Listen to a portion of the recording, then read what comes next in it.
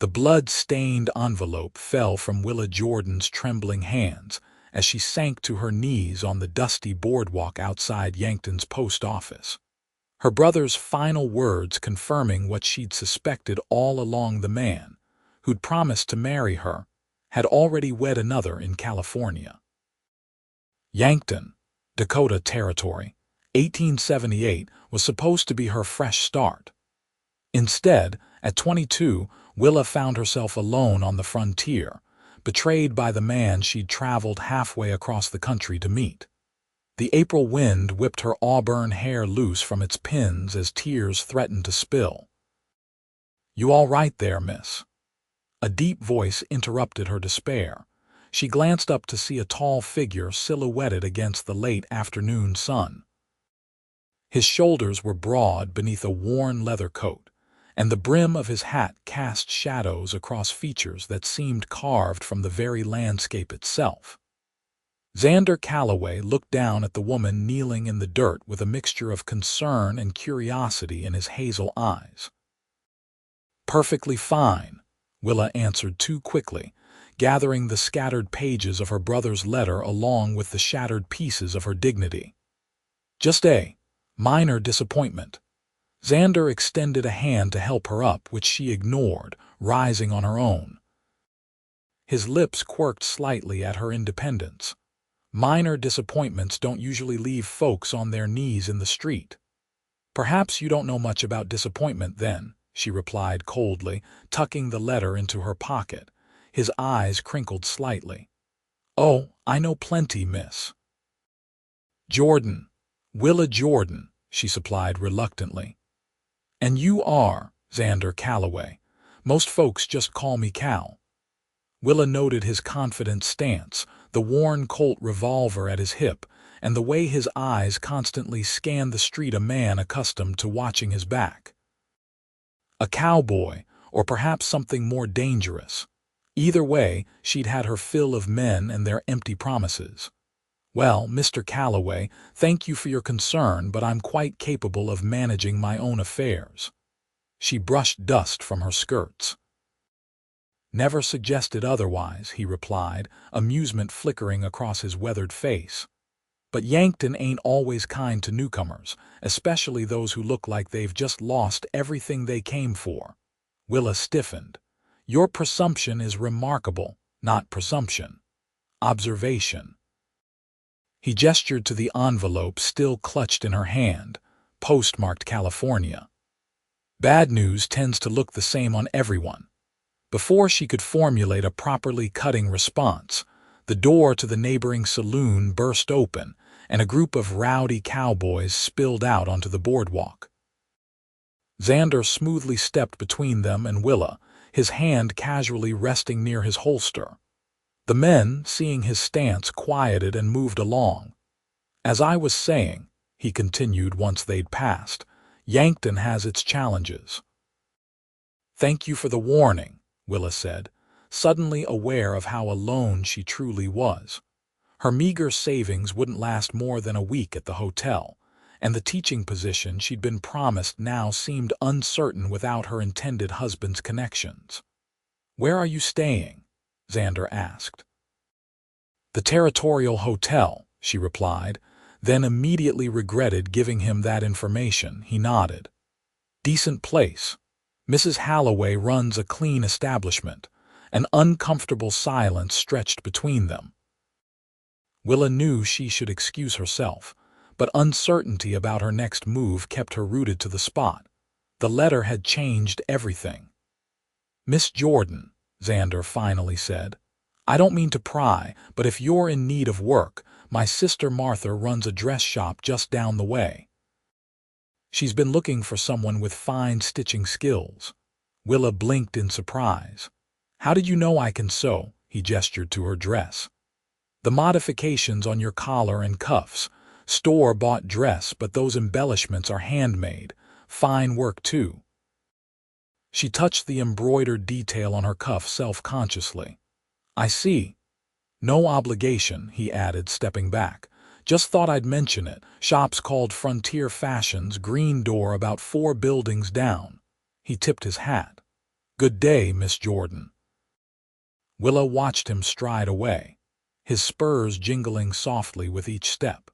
Something about his easy confidence irritated her deeply, perhaps because her own had just been so thoroughly shattered by Emmett's betrayal. They say love isn't real, she murmured to herself, folding the letter with finality. And they're right. The next morning found Willa standing outside Frontier Fashions, debating whether to go in. Pride warred with practicality. Her remaining funds wouldn't last long, and teaching positions were scarce until autumn. With a deep breath, she pushed open the green door, setting a small bell tinkling. The shop was neat and surprisingly well stocked for a frontier town, with bolts of fabric ranging from practical calicos to more luxurious silks and velvets.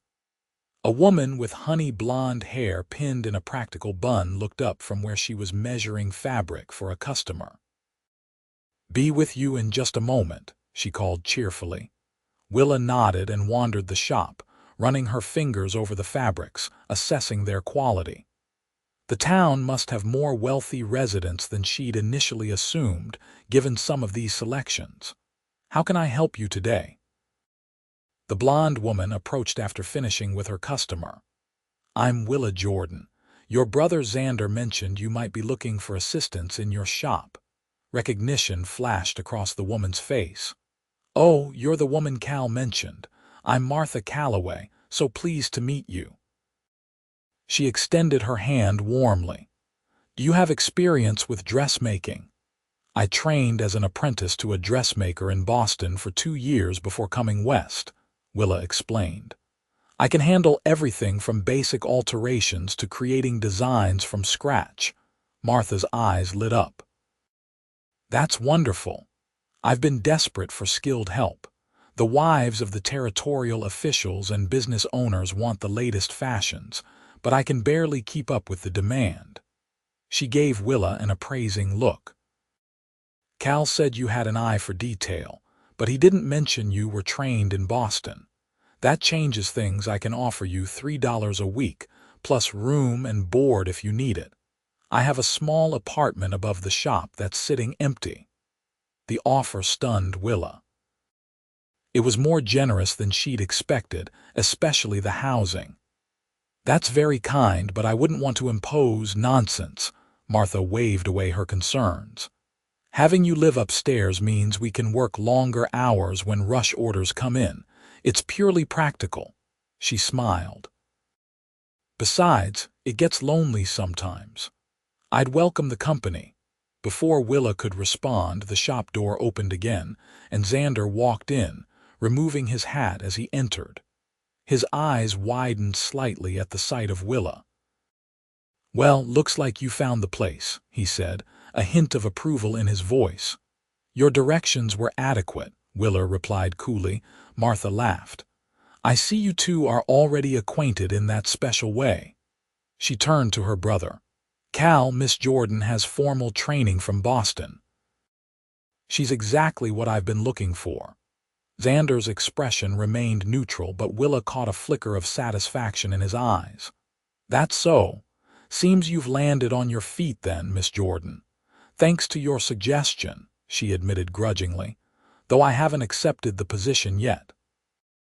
"But you will," he stated confidently. His certainty irked her. "You seem to have a habit of making presumptions about me, Mr. Calloway." "Not presumptions," he corrected with that same irritating half-smile. "Observations." Martha glanced between them, amusement playing on her lips. "Cal, didn't you come here for something specific, right?" He turned his attention to his sister. "Just wanted to let you know I'm heading out to the Blackwell Ranch tomorrow, probably be gone a week or so." Willa noticed a shadow cross Martha's face. "Be careful out there, Cal." "The Blackwells have been making trouble for everyone since they lost that water rights dispute," he nodded. "I'll keep my eyes open." Turning back to Willa, he added, "If you take the job, you'll be in good hands with Martha. She's the sensible Calloway." "As opposed to?" Willa couldn't help asking. "Me," he replied with a grin that transformed his face, making him appear younger and almost boyish. "I'm the troublemaker." Despite herself, Willa felt a smile tugging at her lips. She quickly suppressed it. "I'll keep that in mind." "You do that." He placed his hat back on his head, nodded to both women, and left the shop, the bell tinkling in his wake. Martha sighed. "My brother has a way of filling a room, doesn't he? Always been like that, even as a boy." "He seems confident," Willa said diplomatically. "That's one word for it," Martha chuckled. "So, about the position, what do you say? Can you start tomorrow?" Willa hesitated only briefly. With no other prospects and her intended husband now married to another, she had little choice. Besides, the work was familiar and the arrangement better than she could have hoped for. "Yes," she said finally. "I'd be pleased to accept." "Wonderful," Martha clasped her hands together. "Let me show you the apartment upstairs. It's modest but clean, and I think you'll find it comfortable." As they climbed the narrow staircase at the back of the shop, Willa found herself wondering about Xander Calloway. What kind of man was he, really?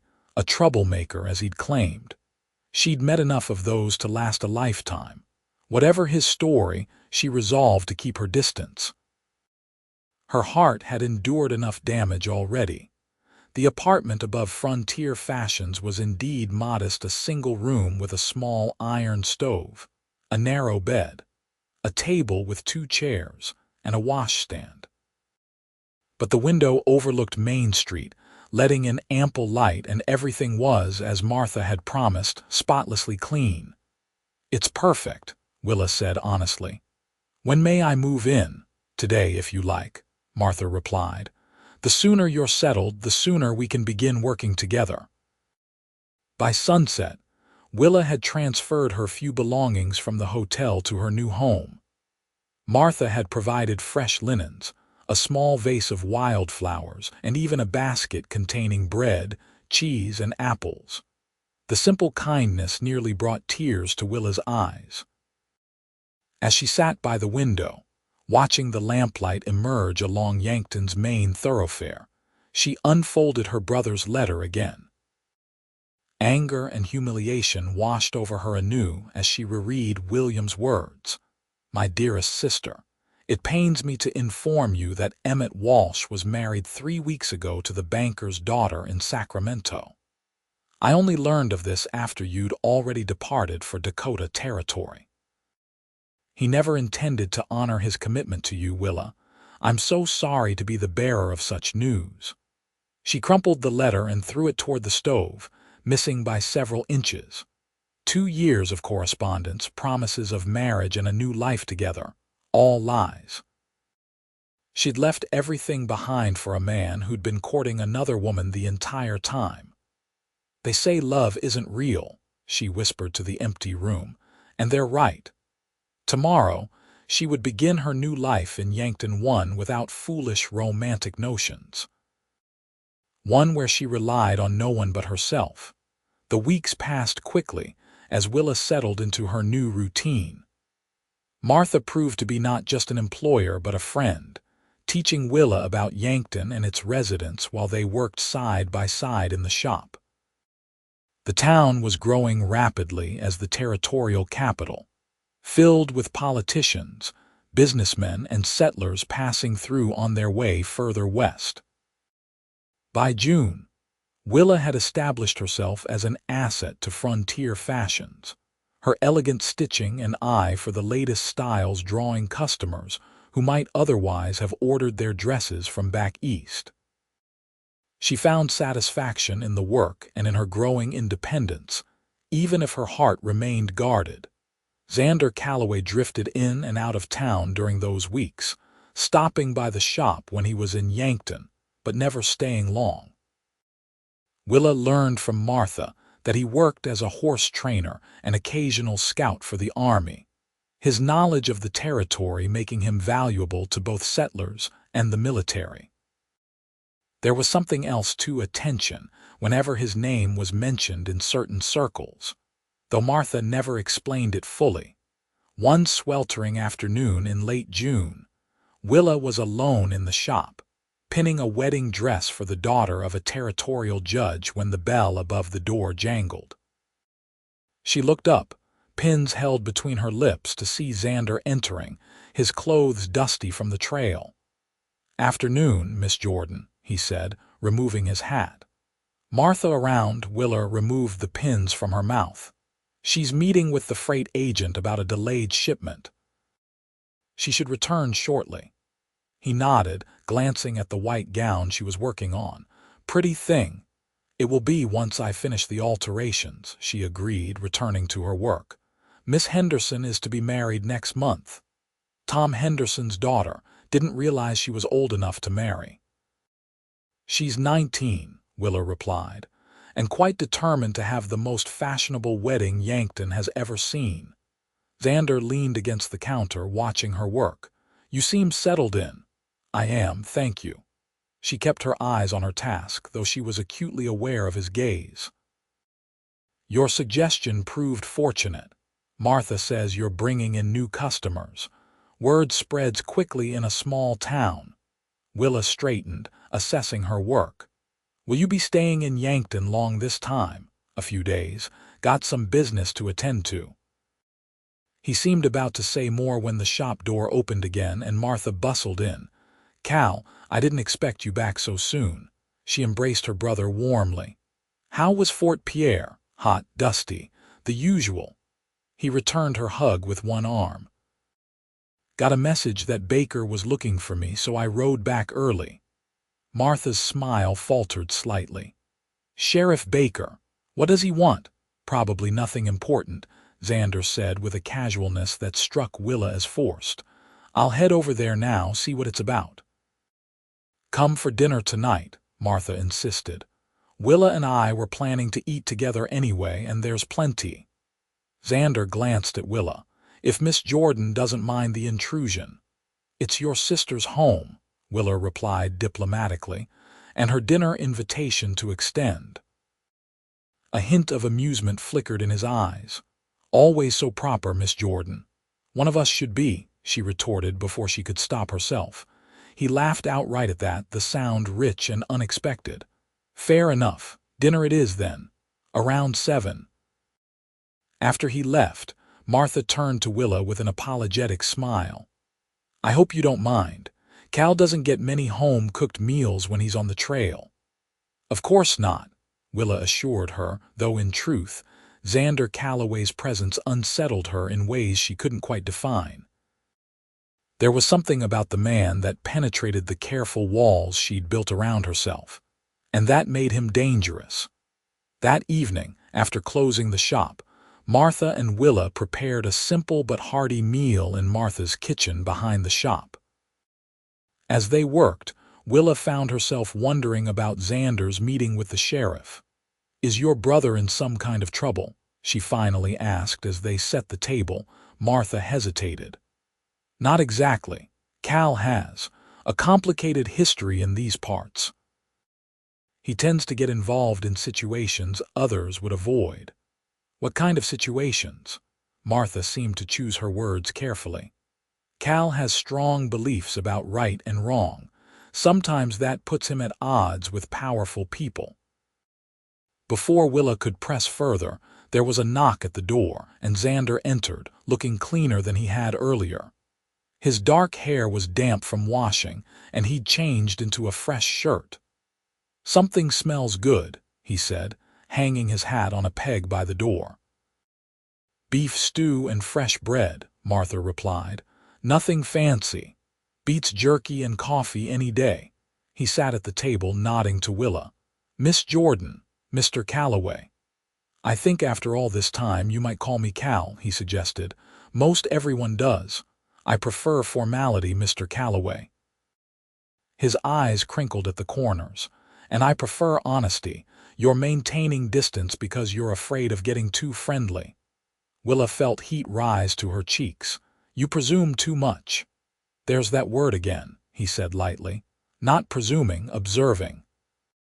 Martha intervened, setting the pot of stew on the table. "Cal, stop antagonizing Willa. Willa, Please ignore my brother's complete lack of manners." The meal progressed more smoothly after that, with Martha steering the conversation toward safe topics like the upcoming territorial fair and new residents in town. Willa found herself relaxing as the evening wore on, even laughing at some of Xander's stories about his travels. After dinner, Martha excused herself to check on a dress she'd left soaking to remove a stain, leaving Willa alone with Xander. An awkward silence fell between them as they sat at the cleared table. "So," he finally said, "Martha tells me you came to Yankton expecting to be married." Willa stiffened. "Martha talks too much. She worries about you. There's no need. I'm perfectly fine." Xander studied her for a moment. "You know, when a horse has been mistreated, it flinches at every raised hand, expecting pain. Are you comparing me to a horse, Mr. Calloway?" She asked coldly. "I'm saying hurt leaves marks that aren't always visible." His voice was gentler than she'd heard it before. Whoever he was a fool. The unexpected kindness threatened to crack Willa's carefully maintained composure. She stood abruptly. "I should help Martha with the dishes." "Willa." The use of her first name stopped her. "Not all men are like him." She met his gaze directly. "In my experience, Mr. Calloway, they are.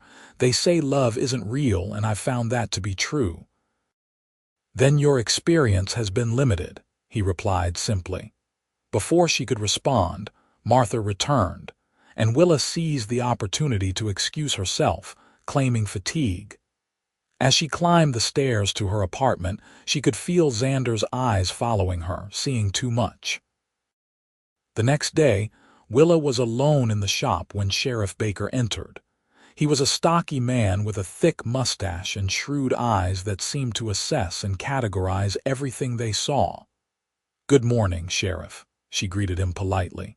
"Can I help you with something?" "You're the new girl working for Martha Calloway," he stated rather than asked. "I am. Willa Jordan," he nodded, glancing around the shop as if looking for someone. "Been in Yankton long, Miss Jordan, since April. And you came from Boston originally. Is there a problem, Sheriff?" He smiled, but it didn't reach his eyes. "No problem, just getting to know the newer faces in town. Heard you've been spending time with Xander Calloway." Willa bristled at the implication. "I work for his sister. Our interactions are limited and professional." "Course they are," he said smoothly. "Just a word of friendly advice. Calloway has a certain reputation around these parts. Not the sort of man a respectable young lady should associate with too closely." "Thank you for your concern," Willa replied stiffly. "Is there anything else I can help you with today?" Baker touched the brim of his hat. "Not today, Miss Jordan. You have yourself a pleasant morning." After he left, Martha emerged from the back room where she'd clearly been listening. "I see the sheriff is making his rounds," she said, her voice tight with anger. "What was that about?" Willa asked. "He seemed particularly interested in your brother." Martha sighed deeply. "It's a long story that goes back several years. Cal made some powerful enemies when he testified against a land scheme that would have cheated several homesteaders out of their claims. The men involved included some of Yankton's most prominent citizens' men who still hold a grudge. And the sheriff works for these men. Not officially, but—" Martha shrugged. "Baker knows which side his bread is buttered on. He's been trying to pin something on Cal ever since, just waiting for him to make a mistake." Willa frowned. "Is that why your brother is never in town for long?" "Partly. His work takes him all over the territory, but yes, Yankton isn't always comfortable for him." Martha touched Willa's arm. "Don't let Baker worry you. He's all bluster." But Willa was worried, and not just about the sheriff's veiled warnings. She was beginning to care what happened to Xander Calloway, and that was a complication she hadn't anticipated.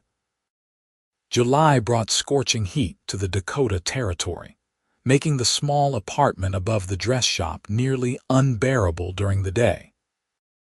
Willa and Martha took to working early in the mornings and late in the evenings, closing the shop during the hottest afternoon hours when few customers ventured out anyway.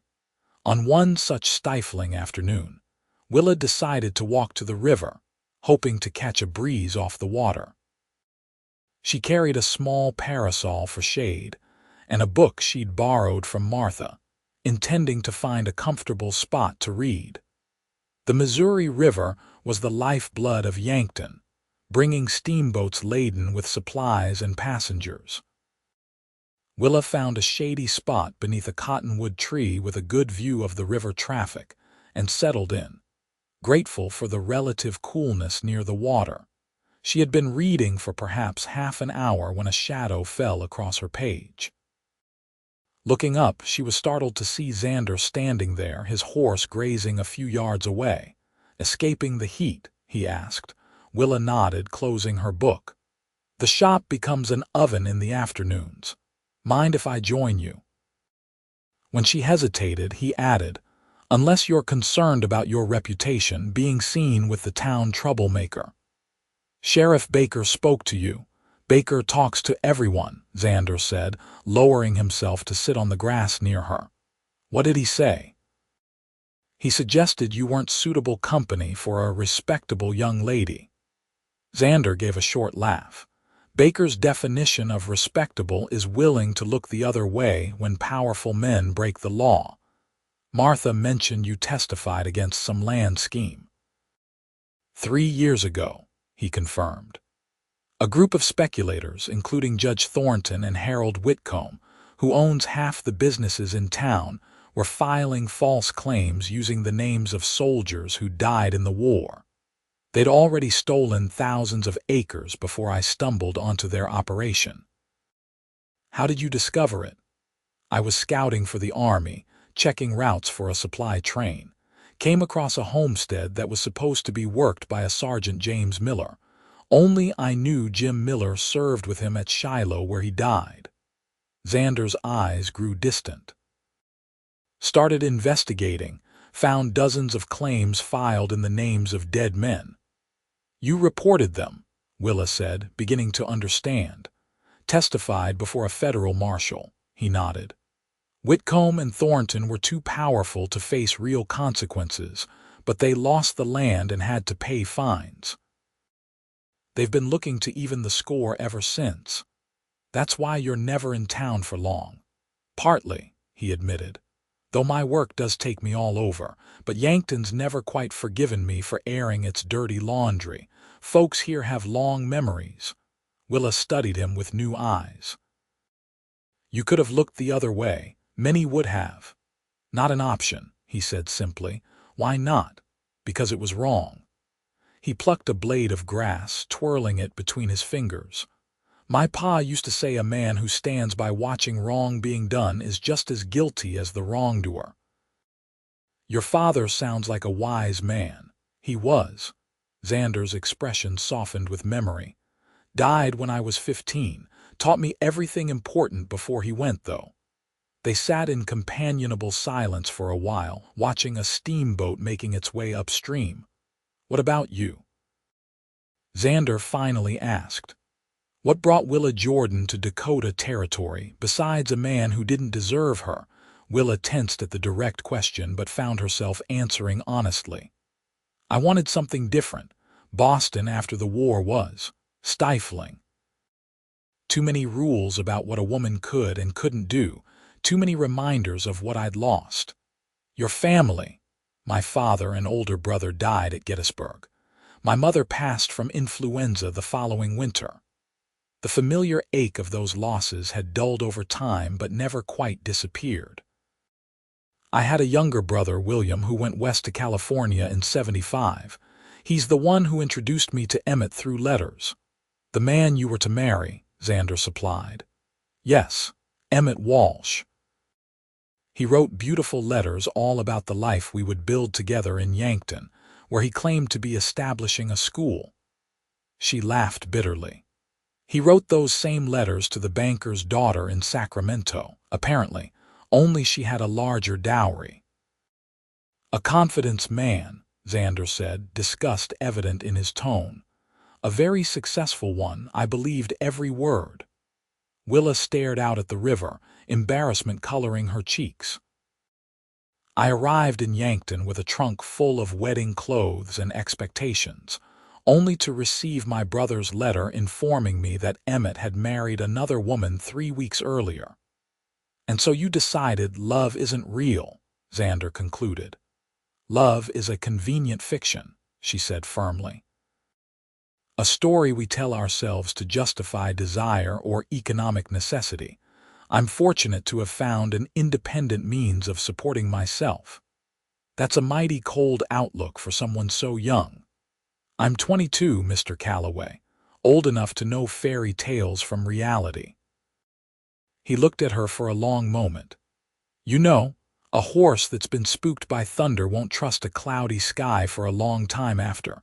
Doesn't mean the sky will always bring storms. Again with the horse analogies, Willa said, but there was a hint of amusement in her voice. I work with what I know, he replied with a shrug and that disarming half-smile. And I know that one bad experience doesn't define all that follows. Perhaps not for you, she conceded, but I've made my peace with it. I don't need love to live a fulfilling life. Need and want are different things, he observed, rising to his feet and offering her a hand up. And sometimes what we think we want isn't what we need at all. Willa ignored his hand and stood on her own, brushing grass from her skirt. Thank you for the philosophy lesson, Mr. Calloway. I should return to the shop. I'll walk you back, he said, collecting his horse's reins. They made their way toward town in silence, Willa acutely aware of his tall presence beside her.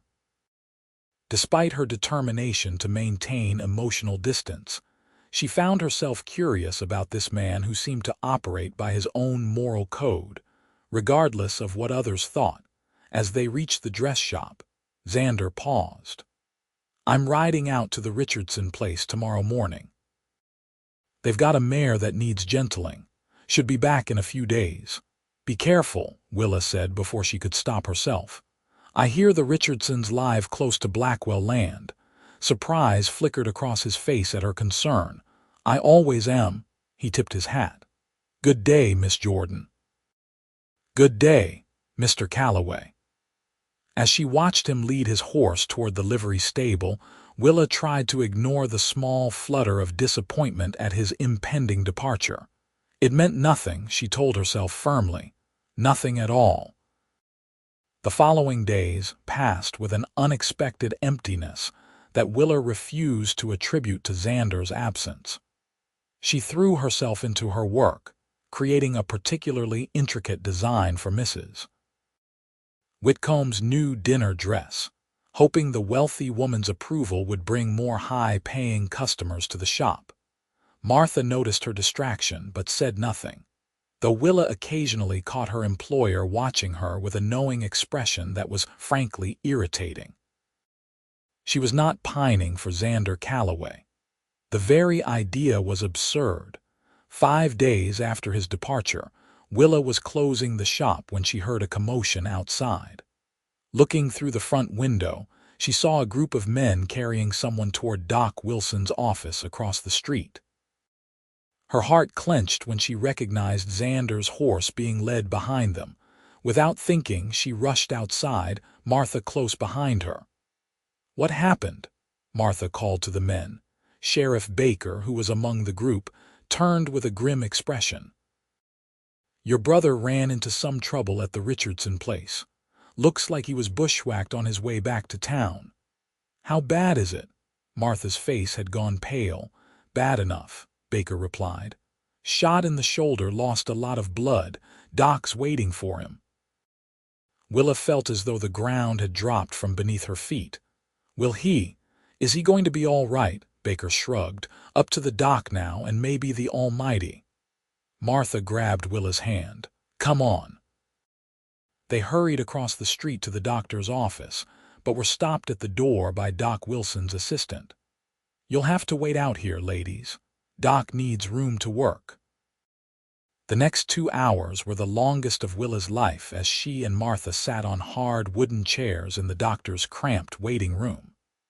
Martha prayed quietly while Willa stared at the closed examination room door, willing it to open with good news.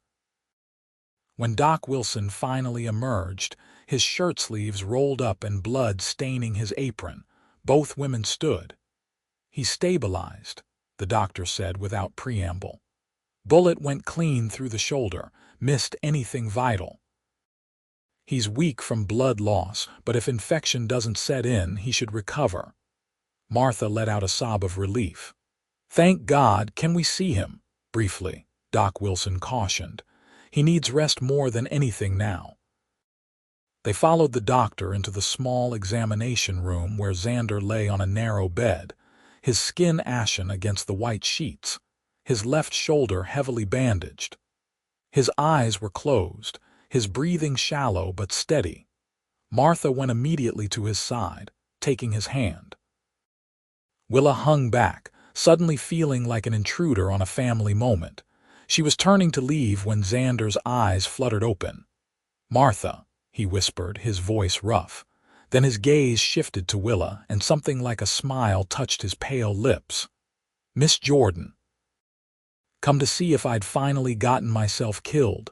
Don't joke about such things," Martha scolded, though tears shimmered in her eyes.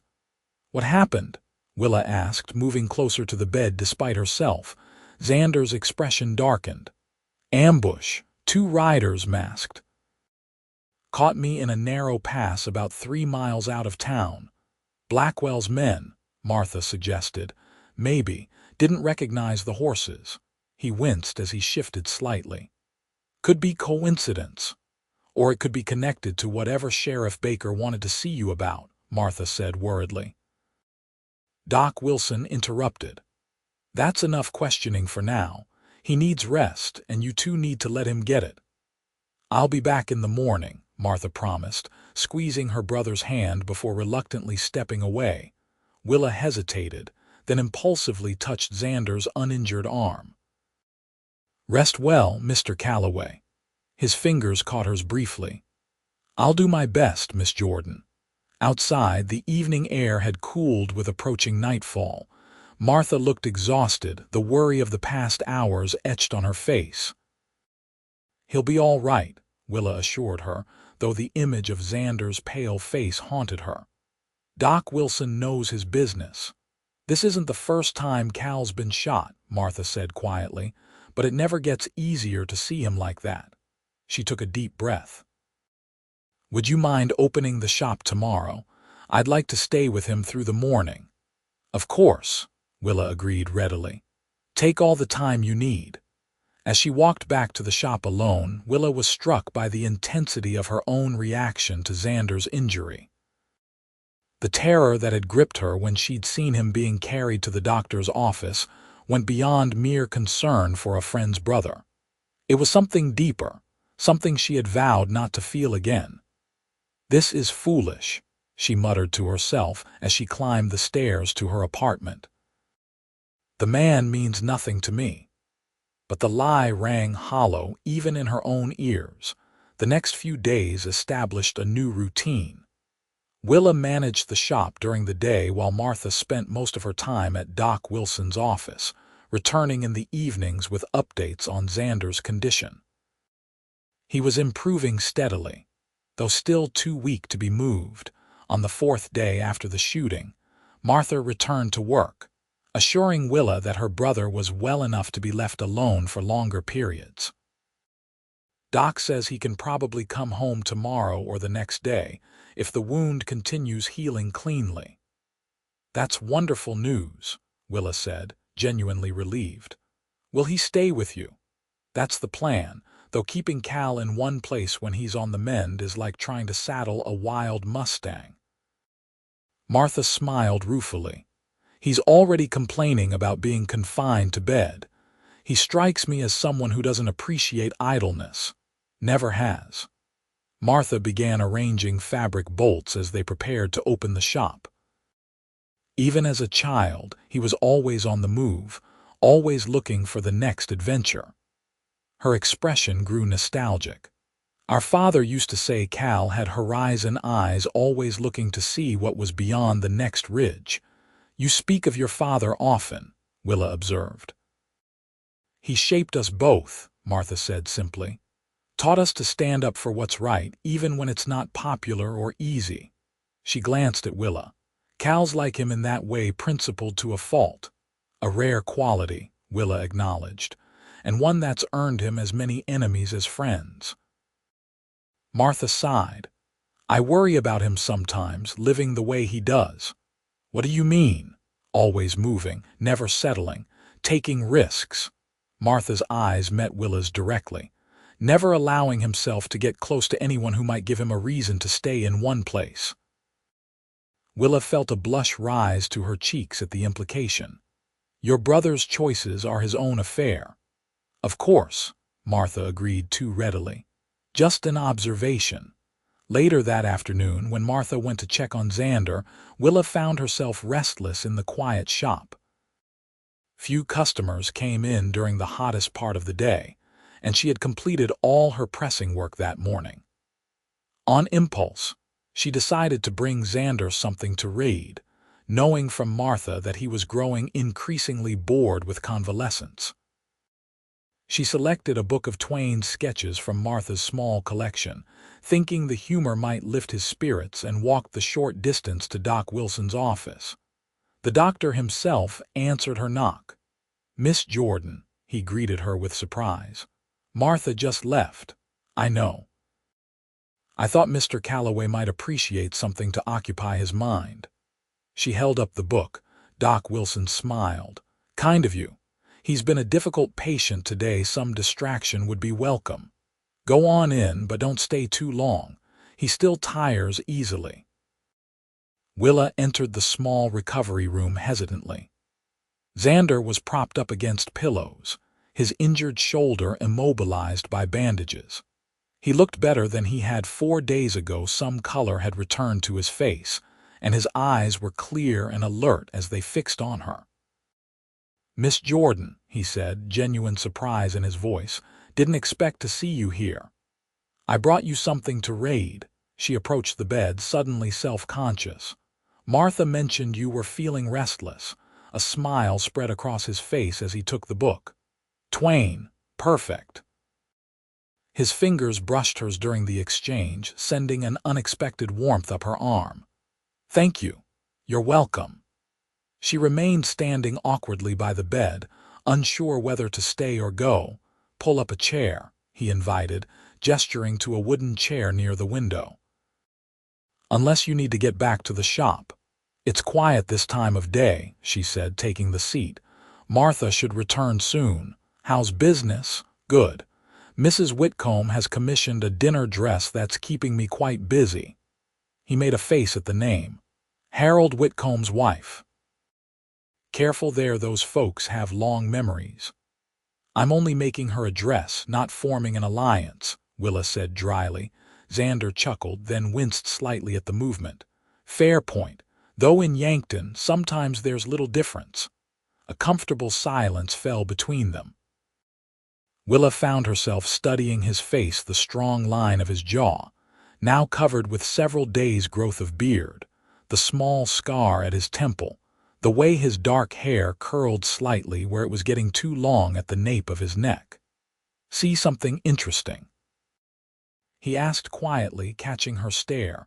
Willa looked away, flustered. I was just noticing you look much better than when they brought you in. Hard to look worse, I imagine. He shifted against his pillows. Doc says I can leave tomorrow if no fever develops overnight. That's good news. Martha will be relieved to have you under her roof. And under her watchful eye, he added with a grimace. My sister means well, but she can be something of a mother hen. She worries about you, Willa said, with good reason, apparently. His expression sobered. What happened wasn't an accident, Willa. The use of her first name, spoken in that serious tone, sent a shiver through her. You think you were targeted deliberately? I know it. His eyes held hers. Those men were waiting for me. They knew I'd be coming back that way at that time. But who would want to hurt you? The list is longer than I'd like to admit, he said wryly. Blackwell's been nursing a grudge since that water rights dispute. Whitcomb and his cronies still blame me for their land scheme falling apart, and then there's Baker. The sheriff, Willa frowned. Why would he want you dead? Not dead, necessarily. Just out of the way. Xander's expression hardened. I've been hearing rumors about cattle rustling along the Nebraska border. Sophisticated operation well organized with the stolen cattle disappearing without a trace. Someone with connections is behind it. And you think Baker is involved. I think Baker knows more than he's saying. Xander's voice lowered. I was asking questions at Fort Pierre, talking to ranchers who'd lost stock. Then suddenly Baker's looking for me, and a few days later I get ambushed. Have you told anyone else about your suspicions? Who would I tell? He smiled grimly. Baker is the law in Yankton. The territorial marshal is 2 days' ride away, and I have no proof, just a feeling and some circumstantial connections. Willa leaned forward, concerned. If you're right, you could still be in danger. Almost certainly am, he agreed, which is why I need to get back on my feet quickly. To do what? Confront armed men when you can barely lift your arm. He looked surprised at her vehemence. I hadn't realized my welfare concerned you so deeply, Miss Jordan. Willa straightened, trying to regain her composure. I simply think it would be foolish to risk your life unnecessarily.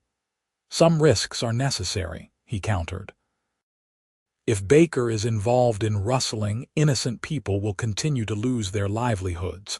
Someone has to stop it. And that someone has to be you, she asked, frustration coloring her voice. His expression softened. Not many others willing to try. Before Willa could respond, Doc Wilson entered. Time's up, Miss Jordan.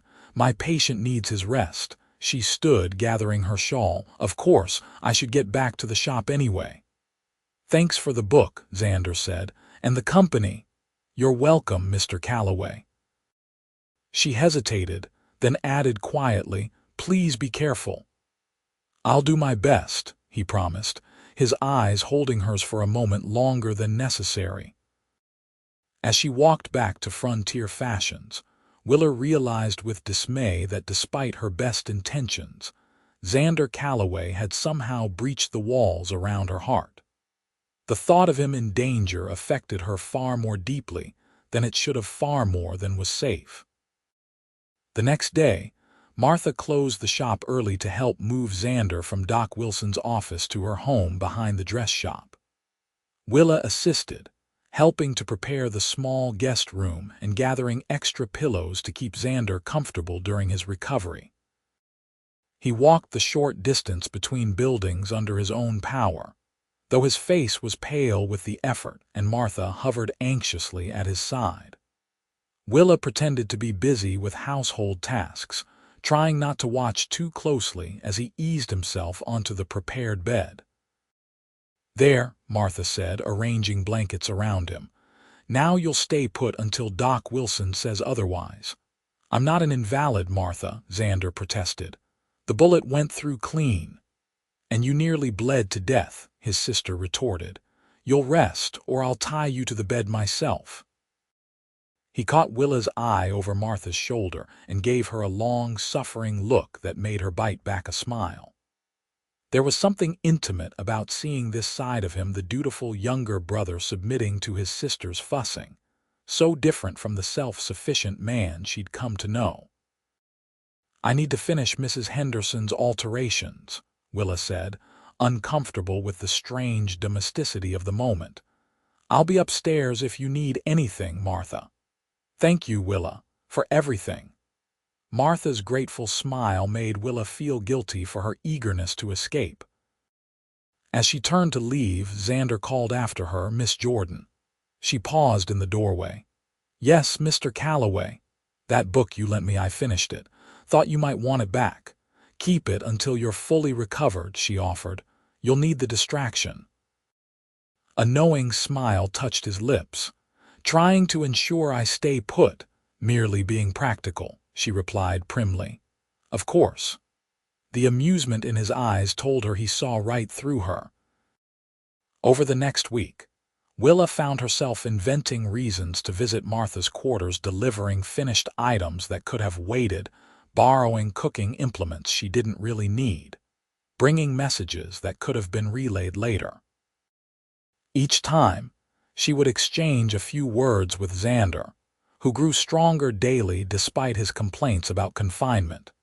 Their conversations ranged from local gossip to debates about literature, to deeper discussions about the changing frontier. Willa found herself looking forward to these exchanges, drawn to Xander's sharp mind and unexpected depths. He had read widely despite his lack of formal education, and his perspectives on the territory's future were both thoughtful and provocative. 10 days after he'd been shot, Willa arrived at the shop to find Xander sitting at the work table in the main room, his arm still in a sling but otherwise looking remarkably recovered. "Martha finally let you out of bed," she observed, removing her shawl. "More like I refuse to stay in it any longer," he replied. "There's work to be done." Willa frowned, noting the papers spread before him. "What kind of work?" "I've been mapping cattle disappearances across the territory." He gestured to the crude map he'd drawn. "There's a pattern forming and I don't like it. Your rustlers." "Someone's rustlers," he corrected. "And they're getting bolder. A whole herd vanished from the Peterson ranch last week, 40 head gone without a trace. Surely that would require multiple men, wagons, planning." "Exactly." Xander's expression was grim. "This isn't random theft. It's organized, which means someone with resources and connections is behind it." Willa moved closer, studying the map. "Have you spoken to Sheriff Baker about this?" "Baker says he's looking into it." Xander's tone made his skepticism clear. "Meanwhile, more cattle disappear and no arrests are made." "What are you planning to do?" she asked, already dreading the answer. "As soon as Doc clears me for riding, I'm going to follow the trail myself." "That's madness," Willa protested. "If these rustlers are as organized as you believe, they won't hesitate to finish what they started with you." "I'll be careful," he assured her, "like you were careful before." Her voice rose with concern. "You were shot, Xander. You nearly died." He looked up at her use of his first name, something softening in his expression. "I'm touched by your concern, Willa." "It's not concern," she said quickly. "It's common sense. One man against an organized gang is foolhardy at best." "I won't be alone," he said. "I've sent word to some friends' men I trust. We'll move carefully." Before she could argue further, Martha entered from the back room. "Cal, you shouldn't be up working yet." "I'm fine, Martha," he insisted. "Just showing Willa what I've been puzzling over." Martha glanced between them, clearly noting the tension. "Well, you can puzzle over it from the armchair by the stove. Doc Wilson said limited activity only. I'm sitting, aren't I?" But he gathered his papers nonetheless, nodding to Willa. "We'll continue this discussion later." That evening, after Martha had retired early with a headache, Willa found herself alone with Xander in the small sitting room behind the shop. He was in the armchair as Martha had insisted, while Willa mended a tear in one of her own dresses. "You disapprove of my plans," he said suddenly, breaking the comfortable silence. Willa kept her eyes on her stitching. "It's not my place to approve or disapprove of your actions, Mr. Calloway." "Back to Mr. Calloway, is it?" he sighed. "And here I thought we'd moved beyond formalities." She looked up then, meeting his steady gaze. "What would you have me say? That I think it's wise for you to chase after dangerous men while you're still recovering from a gunshot wound? I can't say that because it would be a lie. What if I promise to wait until I'm fully healed? Would that promise mean anything? Or would you ride out at the first hint of a new lead?" A rueful smile touched his lips. "You know me too well already." "I know men like you," she corrected. always chasing the next horizon, as Martha would say. Unable to stay in one place, unwilling to consider the consequences of their actions on those who. She stopped abruptly. On those who what? He prompted gently. On those who care about them, she finished reluctantly. Xander leaned forward, wincing slightly at the movement. Do you care about me, Willa Jordan? The direct question caught her off guard. She opened her mouth to deny it, then closed it again, unwilling to lie. I care what happens to you, she finally said, as would anyone who knows you. That's not what I asked. His voice had dropped lower, more intimate. Willa set her mending aside, suddenly needing to put distance between them.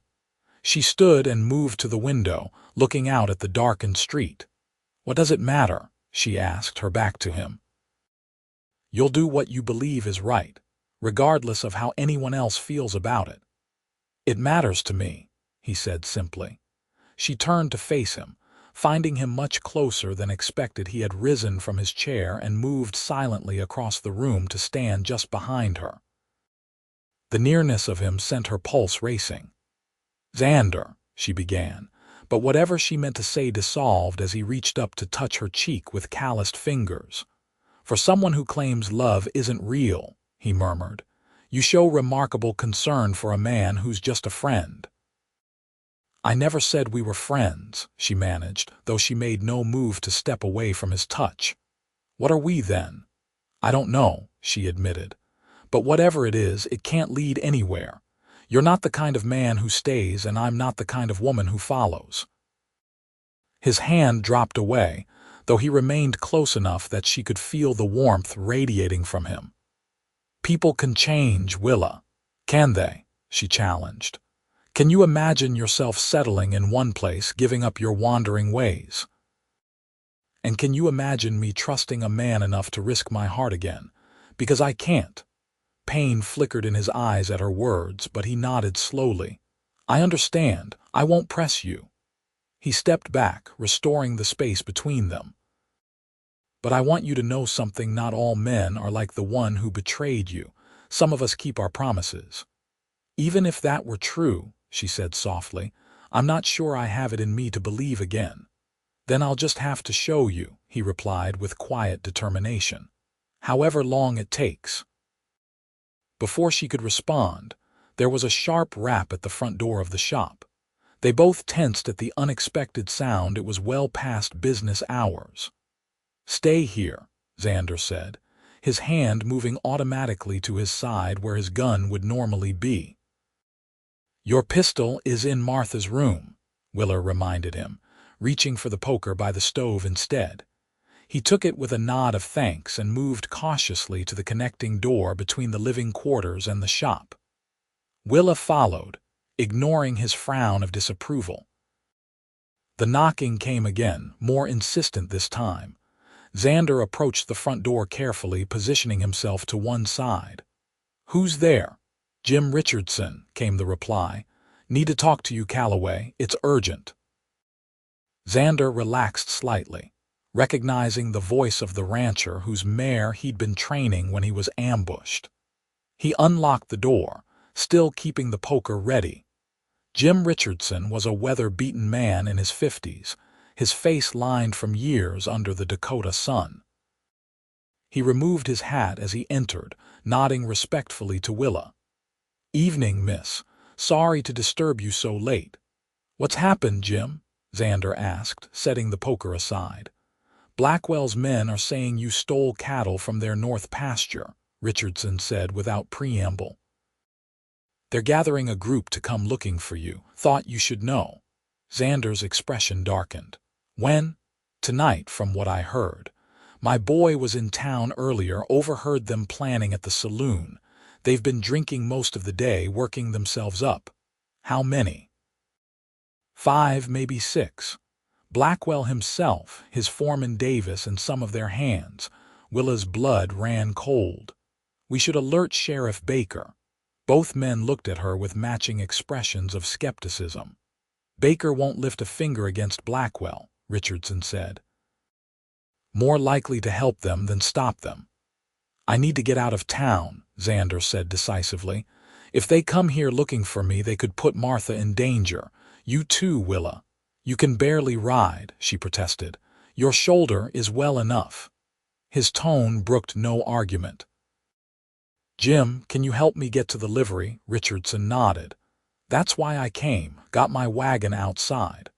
"I need 10 minutes," Xander said, "to get my things and leave Martha a note." As the men made hasty preparations, Willa stood frozen with indecision. The thought of Xander riding out alone, injured and pursued by angry men, filled her with dread. Yet she knew he was right. His presence put them all at risk. When he emerged from Martha's room, dressed for the trail with his pistol strapped to his hip and a rifle in his good hand, Willa felt as though her heart were being torn in two. "I'm sorry," he said simply. "I never meant to bring trouble to your door." "Where will you go?" she asked. "Better you don't know." He hesitated, then stepped closer. "Willa, I don't," she interrupted. "Don't make promises you can't keep." A sad smile touched his lips. "I was only going to say take care of Martha for me. Tell her not to worry." "She'll worry anyway," Willa said softly. "As will I." His expression softened. "I'll be back when it's safe. That's a promise I intend to keep." Before she could respond, he leaned down and pressed a gentle kiss to her forehead, his lips warm against her skin. Then he was gone, following Richardson into the night. Willa stood in the empty shop, listening to the wagon pull away. Only then did she realize she was crying, silent tears tracking down her cheeks. She told herself she would never care for another man, never risk her heart again. Yet somehow, without her permission, Xander Calloway had found his way past her defenses. "They say love isn't real," she whispered to the empty room. "So why does this hurt so much?" The days that followed were some of the hardest Willa had ever experienced. Martha was distraught upon finding her brother gone, though she understood the necessity. Sheriff Baker and a group of men, including Blackwell, had indeed come looking for Xander that night, searching the shop and Martha's quarters before reluctantly leaving. "This is a serious accusation," Baker had told them. "Cattle rustling is a hanging offense in this territory." "My brother is no thief," Martha had replied firmly. "And you know it, Arthur Baker." The sheriff had merely shrugged. "What I know and what Blackwell claims are two different matters. If Calloway's innocent, he should come in and clear his name, so Blackwell's men can lynch him before he gets a fair hearing." Martha had shot back. "We all know how justice works for certain people in Yankton." Now, 2 weeks after Xander's hasty departure, Willa and Martha worked in tense silence in the shop. Business had suffered somewhat. Many of Yankton's more prominent citizens were avoiding frontier fashions, unwilling to associate with the sister of an accused rustler. But loyal customers still came, and new ones arrived from the growing community of homesteaders outside town. "Any word?" Willa asked quietly as they worked side by side on Miss Henderson's wedding ensemble. Martha shook her head. "Nothing direct. Jim Richardson says there's been talk of Cal heading north toward the Black Hills, but that could be deliberate misinformation to throw Blackwell off his trail." "Do you think he's safe?" Martha's hands stilled on her work. "Cal knows how to take care of himself. He survived worse situations." She glanced at Willa. "You care for him, don't you?" Willa kept her eyes on her stitching. "He's your brother. Of course I'm concerned." "That's not what I meant, and you know it." Martha's voice was gentle. "I've seen how you look at him, Willa, and how he looks at you." "It doesn't matter," Willa said, striving for a neutral tone. "Your brother isn't the kind of man who stays in one place, and I'm not looking for complications." "Love is always a complication," Martha said with a small smile. "Doesn't make it any less worth having." Before Willa could form a response, the shop door opened and Mrs. Whitcomb swept in, her expression pinched with disapproval. "Miss Jordan," she said coldly, "I've come for my dress." "Of course, Mrs. Whitcomb." Willa rose smoothly, professional mask firmly in place. I completed the final alterations yesterday. Let me fetch it for you. As she helped the wealthy woman try on the elaborately trimmed dinner dress, Willa maintained a polite, deferential manner despite Mrs. Whitcomb's barely veiled insults about the shop's association with criminal elements. "The work is acceptable," Mrs. Whitcomb finally pronounced, examining herself in the mirror. "Though I must say I expected better given your Boston training." "I'm sorry it doesn't meet your expectations," Willa replied evenly. "I'd be happy to make further adjustments." "No time." "The dinner is tomorrow night." Mrs. Whitcomb removed the gown and handed it carelessly to Willa. "Have it wrapped, and send your bill to my husband's office." After the woman left, Martha placed a comforting hand on Willa's arm. "Don't let her bother you. The Whitcombs have always been unpleasant." "It's not just that," Willa said, carefully folding the expensive gown. "I put my best work into that dress. Mrs. Whitcomb's acceptable would be extraordinary to anyone else." "She's punishing us for Cal," Martha sighed. "Using the only power she has, her approval or disapproval." The bell above the door jangled again, and both women turned, expecting another customer. Instead, Sheriff Baker entered, his expression grave. "Martha, Miss Jordan," he nodded to each of them. "Got some news you should hear." Martha tensed. "About Cal, in a manner of speaking." Baker removed his hat, turning it in his hands, a gesture that struck Willa as rehearsed rather than genuine. "There was a shooting up near Fort Pierre 2 days ago. Army patrol found a man's body yesterday morning. Had Cal's saddlebags with him, and his horse was grazing nearby." Martha swayed slightly, her face draining of color. "No," she whispered. "You're not saying can't be certain it's him," Baker said, though his tone suggested otherwise. "Body was in bad condition. Animals had been at it, but the horse was definitely Cal's and his personal effects were there." Willa moved to Martha's side, supporting her as the older woman's knees threatened to give way. "Who found him?" she demanded. "Was it an army patrol or Blackwell's men?" Baker's eyes narrowed at her tone. "Lieutenant Wilson and 3 of his men. Respectable witnesses, Miss Jordan." "And they identified the body as Xander Calloway," she pressed. "As I said, positive identification was difficult given the condition, but all evidence points that way." Baker replaced his hat. "I'm sorry for your loss, Martha. Whatever differences I had with Cal, I never wished this on him." After he left, Martha collapsed into a chair, tears streaming down her face. "It can't be true," she sobbed. "I'd know if Cal was dead. I'd feel it." Willa knelt beside her, her own heart constricted with pain she refused to acknowledge. "The sheriff said they couldn't make a positive identification. It might not be him. But his horse, his things, could have been stolen or planted," Willa insisted. "Xander has enemies who would benefit from having him declared dead." Martha wiped at her tears, a faint hope kindling in her eyes. "You think this could be a trick?" "I think we shouldn't accept Sheriff Baker's word without proof," Willa said firmly.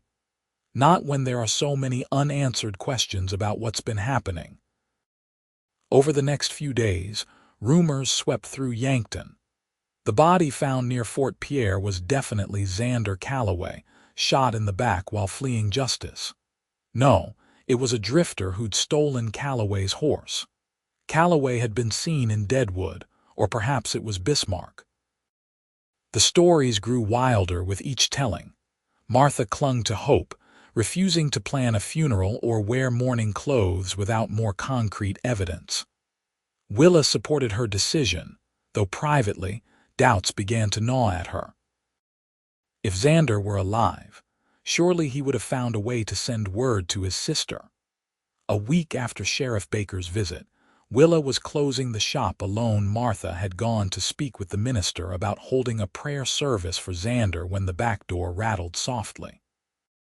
Her hand closed around the scissors on the work table as she moved cautiously toward the sound, "Who's there?" she called, trying to keep her voice steady. "Willa." The hoarse whisper froze her in place. "It's me. Let me in." Her heart hammering, she unlocked the door with trembling fingers. Xander stood in the shadows, his face gaunt and bearded, his clothes trail worn and dusty. For a moment she thought he might be a ghost or a figment of her desperate imagination. Then he stepped into the light, and she knew he was real. Without thinking, she threw herself into his arms. He grunted in pain but held her tightly with his good arm, his face buried in her hair. "You're alive," she murmured against his chest, hearing the strong, steady beat of his heart. "They said you were dead. Baker told us they found your body." "I'm sure he'd like that to be true," Xander said grimly, releasing her to close and lock the door behind him. "Is Martha here?" "No, she's at the church." Willa couldn't stop staring at him, drinking in the sight of him alive and whole if somewhat worse for wear. "She'll be back soon." "She never believed the reports of your death. Smart woman, my sister." He moved further into the room, his movements betraying exhaustion. "I can't stay long, it's not safe." "Sit before you fall," Willa insisted, guiding him to a chair.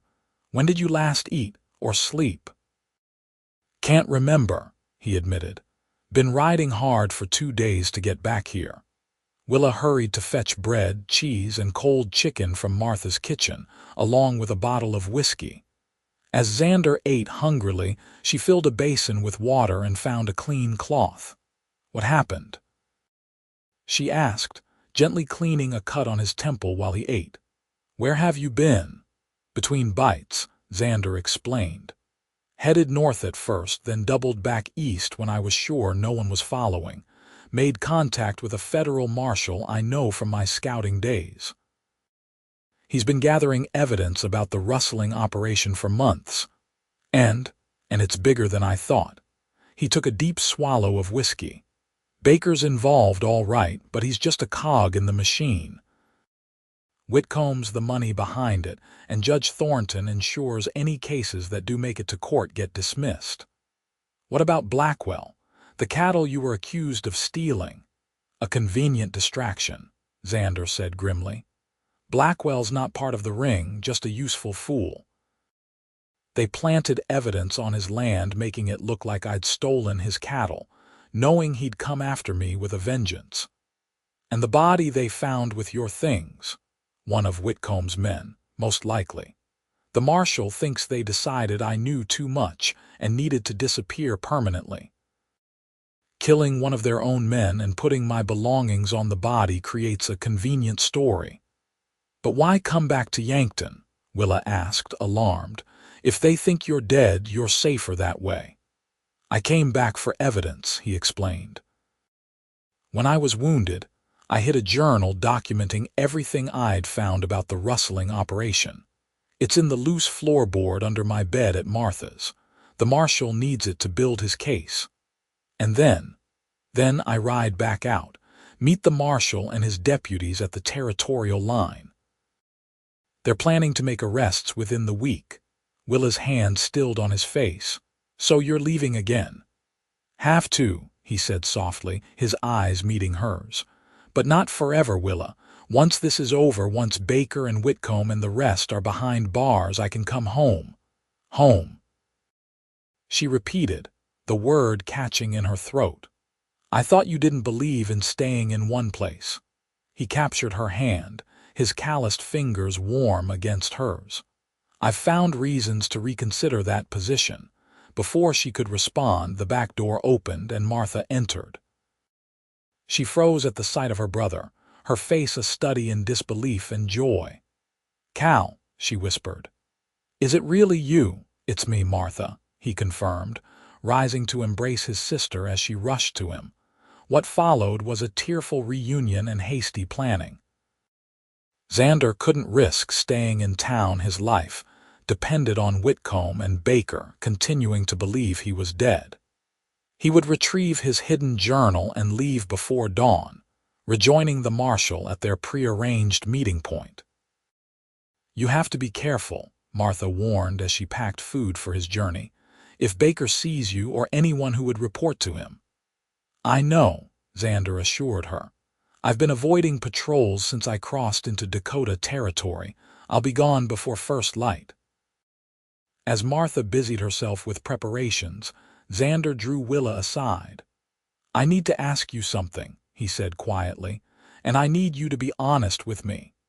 "Of course," she replied, her pulse quickening at his serious tone. "When this is over, when it's safe for me to return." He hesitated, then continued with determination. "Would you consider giving us a chance? I know you've been hurt before and you've every reason to be cautious, but I'm asking you to trust me, Willa, to believe that what's between us could be real." She looked up at him, this man who had disrupted her carefully ordered existence, who had challenged her beliefs about love and trust, who had risked his life to return to Yankton despite the danger.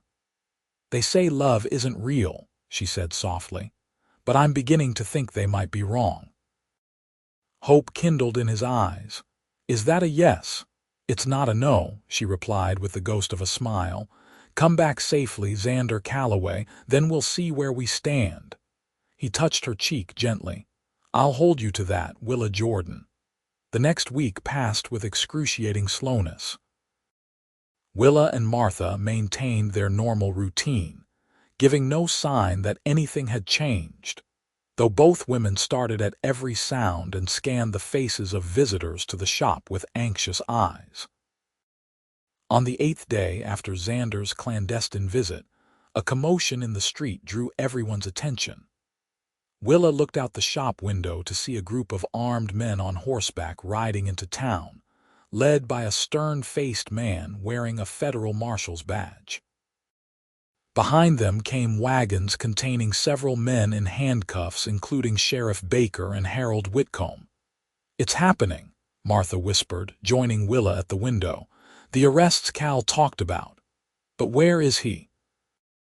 Willa scanned the group of riders, her heart sinking when she didn't see Xander among them.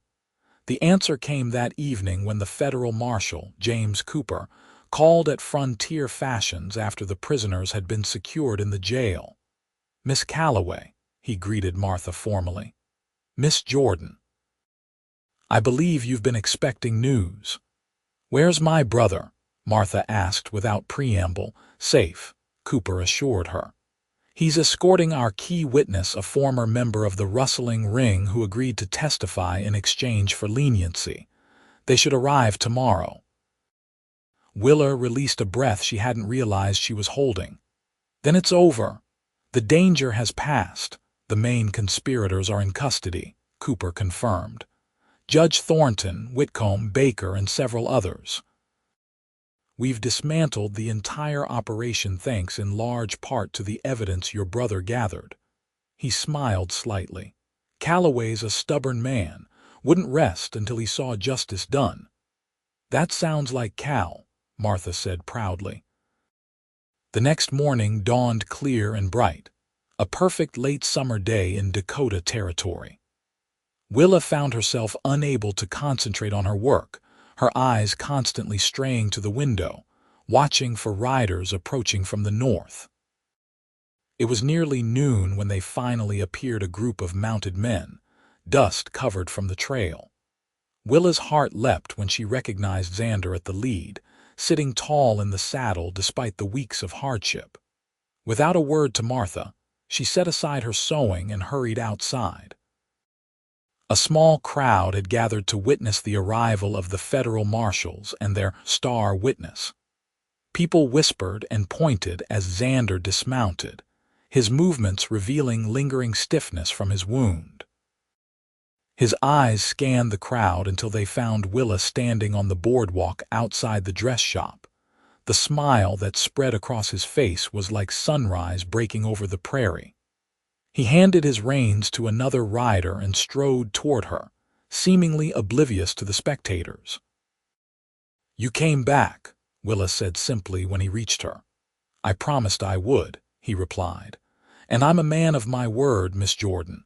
She was acutely aware of the townspeople watching, of propriety and reputation, but in that moment none of it seemed to matter. I believe you are, Mr. Calloway. His eyes searched hers. Have you given any thought to what we discussed before I left? I've thought of little else, she admitted. And Willa took a deep breath. They say love isn't real, she began. So you've mentioned, he interrupted with a wry smile. But perhaps, she continued, her voice steady despite the hammering of her heart, perhaps it's time I discovered the truth for myself. The joy that blazed in his eyes was answer enough, but he spoke anyway.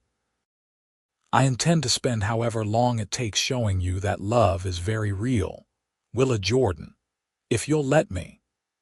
In response, Willa did something she would never have imagined herself capable of just months earlier. She stepped forward and kissed Xander Calloway in full view of half of Yankton. His arms encircled her, drawing her close as the kiss deepened. And for the first time since arriving in Dakota Territory, Willa felt truly at home. Epilogue. Yankton, Dakota Territory. 1 year later, Willa stood at the window of the newly expanded Frontier Fashions, watching snowflakes drift lazily past the glass. December had arrived with a vengeance, bringing bitter cold and the promise of a white Christmas, but inside the shop, a warm fire crackled in the stove, and festive greenery adorned the counters and shelves. So much had changed in a year. After the arrests and subsequent trials of Whitcomb, Baker, and their associates, Yankton had experienced a period of adjustment. New leadership had emerged, more honest and forward-thinking. The town was growing rapidly, with the promise of statehood on the horizon. The bell above the door jangled, and Willa turned to see Martha entering, her cheeks reddened from the cold. "That wind is fierce," Martha exclaimed, unwinding her scarf. "I think we're in for a proper blizzard tonight." "Just in time for the wedding," Willa said with a smile. "Miss Henderson will be thrilled. She's been hoping for snow." "Brides and their fancies," Martha chuckled, warming her hands at the stove. "Speaking of which, have you decided on your dress yet? Spring will be here before you know it." Willa's hand moved unconsciously to the small gold ring on her left hand, Xander's grandmother's ring, which he'd presented to her on a crisp autumn evening 3 months earlier. "I'm still considering options. It seems strange to make my own wedding dress." "Nonsense. Who better?" Martha countered. "Though I'm happy to take over if you'd prefer to be surprised when Cal sees you walking down the aisle." The thought of Xander's face when he saw her in her wedding gown brought a flush to Willa's cheeks. Their courtship had progressed with a deliberate slowness that some found surprising, given their obvious feelings for each other. But Willa had needed time to fully trust again, and Xander had been true to his word, patiently showing her day by day that love, real love, was worth the risk. He had surprised everyone, perhaps himself most of all, by settling permanently in Yankton.